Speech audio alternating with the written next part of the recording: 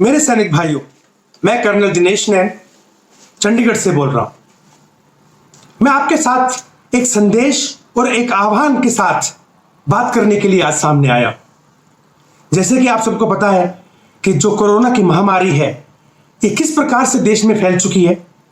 हर राज्य में कम से कम 20 से 30% लोग कोरोना से ग्रस्त हो चुके हैं। और वही हाल हुआ है हमारे 25 लाख पूर्व सैनिकों के परिवारों के साथ, और साथ ही साथ लगभग 15 लाख उन सैनिकों के परिवारों के साथ जो आज भी सेना में है, यानी 40 से 50 लाख परिवार। इतने सारे परिवारों के साथ 10-15 दिन पहले यह देखा गया कि वो अलग अलग हॉस्पिटल्स के अंदर धक्के खाते घूम रहे हैं। कोई उनको गेट में नहीं घुसने दे रहा, और उनके सामने उनके जो नजदीकी उनके भाई बहन बेटा बेटी सांस लेते लेते सांस के लिए मर गए। इतना बेसहारा, इतना बेबस उन लोगों ने महसूस किया कि मैं बता भी नहीं सकता। यह देखकर हमें लगा कि यह समय है जब नेक दिल सैनिकों को अपने सैनिक परिवार के साथ खड़ा होना पड़ेगा। यही सोचकर मैंने संपर्क साधना शुरू किया अलग अलग व्हाट्सएप ग्रुप के लोगों से, और बड़ी भारी मात्रा में लोग सामने आए। कोरोना बीमारी बहुत खतरनाक है। 1 घंटे के भीतर भीतर आदमी को मौत के मुंह में पहुंचा देती है। जब ऑक्सीजन लेवल डाउन होना शुरू होता है तो ये जो कोरोना फैल रहा है 24 घंटे भी नहीं देता। लेकिन आज की तारीख में पॉलीक्लिनिक या फिर ईसीएचएस सिस्टम बिल्कुल फेल हो चुका है। आप वहां जाते हैं तो आपको बताते हैं इस हॉस्पिटल में चले जाओ, उस हॉस्पिटल में चले जाओ, और वो प्राइवेट हॉस्पिटल्स हमारे को गेट के अंदर तक नहीं घुसने देते। इन सब बातों के बाद आर्मी हेडक्वार्टर से संपर्क साधा गया, और मैं आपको ये बताना चाहूंगा कि चाहे वेटरन सेल हो, ईसीएचएस हो या कोई हो, बहुत ही सकारात्मक उनकी तरफ से जो है रिएक्शन आया। सभी कमांड्स को लेटर लिख दिया गया कि जितने भी पूर्व सैनिक हैं या सैनिकों के परिवार हैं, उनको मिलिट्री हॉस्पिटल्स के अंदर कोरोना का ट्रीटमेंट दिया जाएगा, उनकी मदद की जाएगी। यहां तक कि जो वैक्सीनेशन है उसके ऊपर भी अभी कुछ आदेश पहले से आ रखे हैं और कुछ आदेश आने वाले हैं। परंतु समस्या यह है कि इस 40 से 50 लाख परिवारों के पास यह संदेश पहुंचे कैसे, कि जब उनका भगवान ना करे अगर किसी के ऊपर बुरा वक्त आता है तो वो कहां जाए। लिहाजा मैं समझता हूं कि जितने भी भारत के अंदर, जितने भी आपके आसपास सैनिकों के व्हाट्सएप ग्रुप हैं, उनको अब सैनिक कोरोना क्यूआरटी में अपने आप को बदल लेना चाहिए। और जो क्षेत्र में वो हैं, उस क्षेत्र के अंदर किसी को भी अगर मदद चाहिए तो उसको मदद पहुंचाएं। कंट्रोल रूम का नंबर मैंने सामने दिया हुआ है, इसको अपने सभी ग्रुप्स में ऐड कर लें। जो भी संदेश ऊपर से आ रहे हैं, दाएं से आ रहे हैं, बाएं से आ रहे हैं, हम कोशिश करेंगे कि वो सारे के सारे संदेश कम से कम समय में आपके पास पहुंच जाए। इस बीमारी से बचाने के लिए समय बहुत जरूरी, बहुत कीमती है। कोरोना का मरीज अगर 90 से नीचे उसकी ऑक्सीजन हो जाती है तो मुश्किल से 10 से 12 घंटे अगर उसको मदद नहीं मिली तो प्राण त्याग देता है। और अभी जो स्थिति है, यह स्थिति आने वाले टाइम में कम से कम 4 गुना बढ़ने वाली है।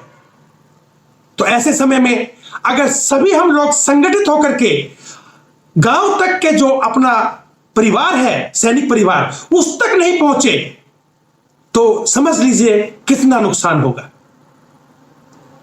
मुंह ढक के रखें, डबल मास्क पहने, किसी के पास नजदीक ना जाएं, घर में अपने आप को रखें, और घर में रहते रहते अपने व्हाट्सएप ग्रुप के माध्यम से, जिसको आप कोई भी नाम दे सकते हैं, सैनिक कोरोना क्यूआरटी लखनऊ, सैनिक कोरोना क्यूआरटी बीकानेर, सैनिक कोरोना क्यूआरटी मद्रास, सैनिक कोरोना क्यूआरटी पठानकोट, और अपने आप को कंट्रोल रूम के साथ में जोड़ के रखें।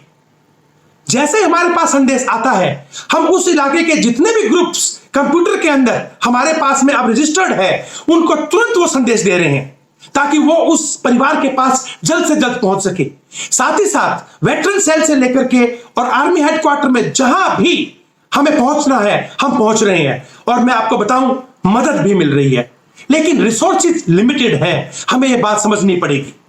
आज से पहले पिछले 7-8 दिन में हर रोज भारी मात्रा में कोई ऑक्सीजन की रिक्वेस्ट, कोई दवाई की रिक्वेस्ट, कोई ऑक्सीजन बेड की रिक्वेस्ट, किसी को वेंटिलेटर की रिक्वेस्ट लगातार आ रही हैं, और सिर्फ पूर्व सैनिकों के परिवार से नहीं, सैनिकों के जो सैनिक अभी सेवा में हैं उनके परिवार से भी। और आज क्या मैं आपको एग्जांपल दूं तो एक बहन ने फोन किया कि उसका पिताजी देवबंद के अंदर आखिरी सांसें गिन रहा है, जिसकी ऑक्सीजन लेवल 64 हो गई है, और उसका बेटा वेस्ट बंगाल के अंदर सेवा में है। हमने तुरंत वेटरन सेल को भी सूचित किया, और जितने भी ग्रुप सहारनपुर के आसपास, यहां तक कि हमने जो कानपुर तक के ग्रुप हैं उनके अंदर भी संदेश डाला। और आपको जान के ये खुशी होगी कि तुरंत वेटरन सेल ने रुड़की एमएच को फोन किया और हमें सूचित किया। जो नंबर हमने वेटरन सेल को दिया, उन्होंने उस सैनिक के भाई से बात की और उसके पिताजी को 1.5 घंटे के भीतर रुड़की एमएच में एडमिट किया गया। कई सैनिक हमारे को फोन कर रहे हैं जो सेवा में है कि उनके परिवारों को वैक्सीनेशन कराना है।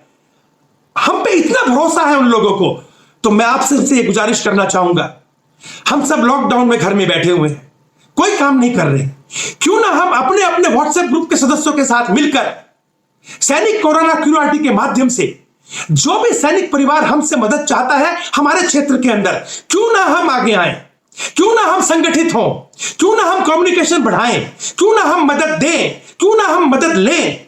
और सारा परिवार अगर संगठित होता चला गया तो हम इस कोरोना की महामारी में कई सैनिक परिवारों को, सदस्यों को बचा पाएंगे।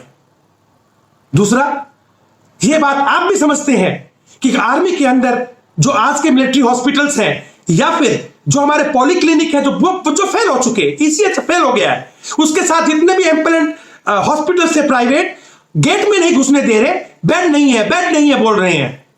ऐसे में एकमात्र उपाय रह गया इस परिवार को बचाने का, और वो है वैक्सीन।